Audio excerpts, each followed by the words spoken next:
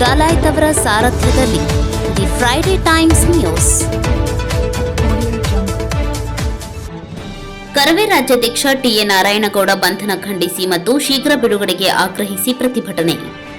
ಕನ್ನಡ ಸೇನಾನಿ, ಕನ್ನಡ ಪರ ಚಿಂತಕ, ನಾಡ ಹೋರಾಟಗಾರ, ಕನ್ನಡ ಚಳುವಳಿಯ ಭೀಷ್ಮ ಟಿಎ ನಾರಾಯಣಗೌಡರು ಬೆಂಗಳೂರು ನಗರದ ವ್ಯಾಪ್ತಿಯಲ್ಲಿರುವ ವಾಣಿಜ್ಯ ಮಳಿಗೆಗಳು, ಕಟ್ಟಡಗಳು ಹಾಗೂ ಇನ್ನಿತರೆ ವ್ಯಾಪಾರ ಸ್ಥಳಗಳಲ್ಲಿ 60% ಕನ್ನಡ ನಾಮಫಲಕಗಳು ಕಡ್ಡಾಯವಾಗಿ ಬಳಸುವಂತೆ ಒತ್ತಾಯಿಸಿ ಸ್ಥಳೀಯ ಪ್ರಾಧಿಕಾರ ಹಾಗೂ ಬಿಬಿಎಂಪಿ ಮತ್ತು ಸರ್ಕಾರದ ಆದೇಶಗಳಿದ್ದರೂ ಸಹ ಆದೇಶಗಳನ್ನು ಉಲ್ಲಂಘನೆ ಮಾಡಿ ಆಂಗ್ಲ ಭಾಷೆಗಳಲ್ಲಿ ನಾಮಫಲಕಗಳನ್ನು ಹಾಕಿದ್ದನ್ನು ವಿರೋಧಿಸಿ ಇಂದು ಗದಗ ನಗರದ ಗಾಂಧಿ ವೃತ್ತದಲ್ಲಿ ಕರವೇ ಜಿಲ್ಲಾಧ್ಯಕ್ಷ ಶರಣಗೋಡಿ ಅವರ ನೇತೃತ್ವದಲ್ಲಿ ಪ್ರತಿಭಟನೆಯನ್ನ ಮಾಡಲಾಯಿತು.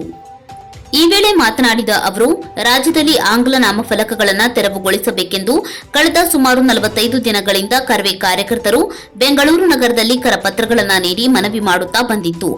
ಅದರಂತೆ ದಿನಾಂಕ 27/12/2023 ಒಳಗೆ ನಾಮಫಲಕಗಳನ್ನು ಬದಲಾವಣೆ ಮಾಡಲು ಗಡುವು ನೀಡಿದರೂ ಕ್ಯಾರೆ ಮಾಡದೆ ಫಲಕಗಳನ್ನು ಅಳವಡಿಸಿದ್ದರು.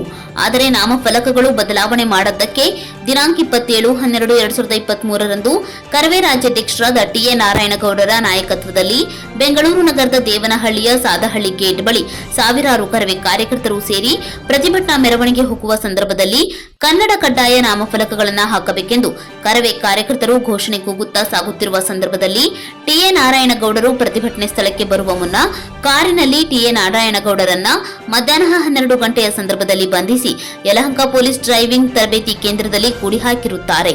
ಇವರ ಜೊತೆಯಲ್ಲಿ ಸುಮಾರು 3,000ಕ್ಕೂ ಹೆಚ್ಚು ಕರವೇ ಕಾರ್ಯಕರ್ತರನ್ನ ಬಂಧಿಸಿ ಟಿಎ ನಾರಾಯಣಗೌಡರ ಜೊತೆಯಲ್ಲೇ ಕೂಡಿ ಹಾಕಿರುತ್ತಾರೆ. ಬೆಂಗಳೂರು ನಗರದ ಬೇರೆ ಬೇರೆ ಪೊಲೀಸ್ ಠಾಣೆಗಳಲ್ಲಿ ಕರವೇ ಕಾರ್ಯಕರ್ತರನ್ನ ಬಂಧಿಸಿ ನಂತರ ಬಿಡುಗಡೆಗೊಳಿಸಿರುತ್ತಾರೆ.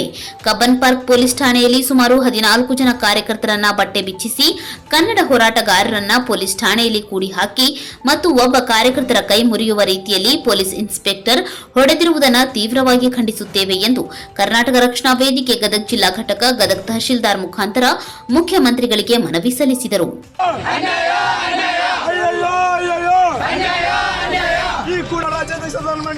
ಬಿಡುಗಡೆ ಮಾಡಲೇಬೇಕು.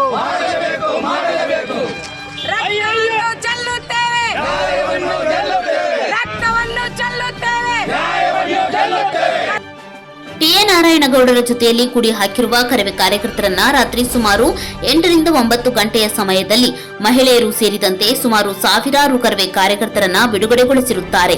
ಆದರೆ ಟಿಎ ನಾರಾಯಣಗೌಡರು ಮತ್ತು ಅವರ ಜೊತೆಯಲ್ಲಿ 29 ಜನ ಕರವೇ ಕಾರ್ಯಕರ್ತರನ್ನ ಪೊಲೀಸ್ ಠಾಣೆಯಲ್ಲಿ ಅಕ್ರಮವಾಗಿ ಇಟ್ಟುಕೊಂಡು ಟಿಎ ನಾರಾಯಣಗೌಡರ ಜೇಬಿನಲ್ಲಿ ಇದ್ದ ಮೊಬೈಲ್ ಅನ್ನು ಕಸಿದುಕೊಂಡ ಡಿಸಿಪಿಯವರ ವರ್ತನೆಯನ್ನ ತೀವ್ರವಾಗಿ ಖಂಡಿಸುತ್ತೇವೆ ಎಂದರು.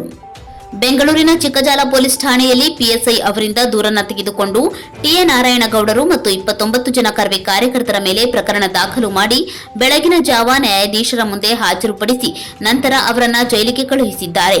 ಕರ್ನಾಟಕ ಸರ್ಕಾರ ಮಾಡಬೇಕಾಗಿರುವ ಕೆಲಸವನ್ನ ಟಿಎ ನಾರಾಯಣಗೌಡರು ಸೇರಿದಂತೆ ಕರವೇ ಕಾರ್ಯಕರ್ತರು ಮಾಡಿರುತ್ತಾರೆ.